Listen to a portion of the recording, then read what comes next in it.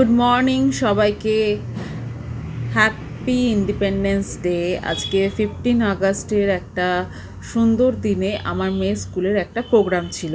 সবাই দেখতেই পাচ্ছে, এখানে বাচ্চারা সব দাঁড়িয়ে আছে প্যারেডের জন্য।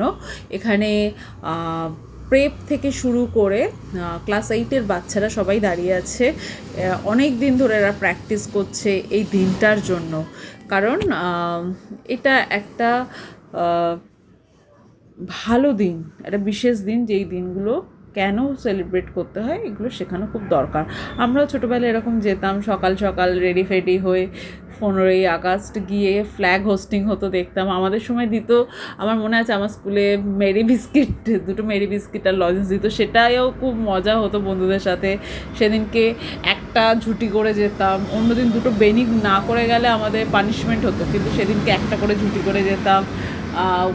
টিচাররা পড়াতো না, বকাবকি করতো না, বেশ মজা হতো বন্ধুদের সাথে। তো এইটা আমার মনে হচ্ছে আমি আমার স্কুল লাইফটা আবার ফিরে পেয়েছি আমার মেয়ের থ্রুতে। বিভিন্ন অকেশনে আমি প্রত্যেকটাতে আমার মেয়েকে পার্টিসিপেট করাই, আর ও নিজেই করে, আমাকে কিচ্ছু করতে হয় না তার জন্য। কিন্তু ওর জন্য আমি যখন যাই আমার সেই দিনগুলো মনে পড়ে যায়, যেই সময় আমি স্কুলে পড়তাম, আমাকে যেতে হতো, ফ্ল্যাগ হোস্টিং দেখতাম, বন্ধুদের সাথে গল্প করতাম।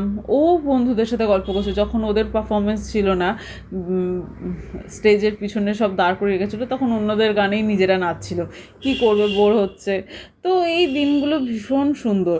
যখন প্যারেড হচ্ছে, ওদেরকে ভেতরে রেখেছে, তো ওরা ওখান থেকে দেখছে ওদের থেকে ছোট যেই ক্লাসের বাচ্চারা কি করে করছে, ওদের থেকে বড় যারা তারা কি করছে। তো ভীষণ সুন্দর একটা দিন। এই যে দেখতে পাচ্ছ, বাবা মারা নিজেদের ছেলে মেয়েদের একটা বিশেষ মুহূর্ত রেকর্ড করছে। এইটা হচ্ছে ওদের স্কুলের প্রিন্সিপাল, ভাইস প্রিন্সিপাল, তাদেরকে সম্মান জানানো হচ্ছে। এই যে একটা অনুষ্ঠান শুরু হবে তার আগে প্রদীপ জ্বালিয়ে তারা এই শুভ সূচনা করছিল। তো এটাও ভীষণ সুন্দর ব্যাপার, এতগুলো টিচার, এতগুলো স্টুডেন্ট। উনি মানুষটাও ভীষণ ভালো। এই যে একটা ছোট্ট দেখতে পাচ্ছ, ও এটাকে হোস্ট করছিল। এই যে অনুশ্রী, এই বাচ্চাটার নাম হচ্ছে অনুশ্রী, যে মাইক নিয়ে দাঁড়িয়ে আছে।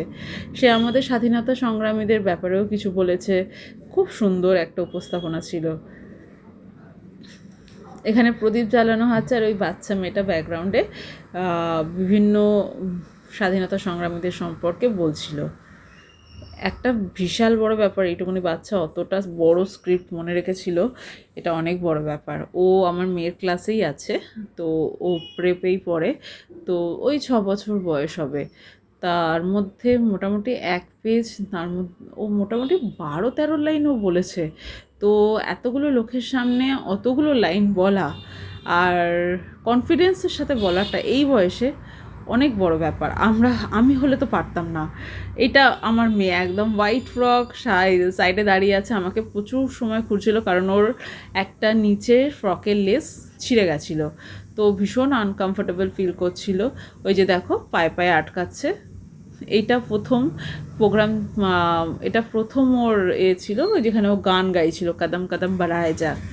আর এইখানেই ওর লেসটা ছিঁড়ে গেছে।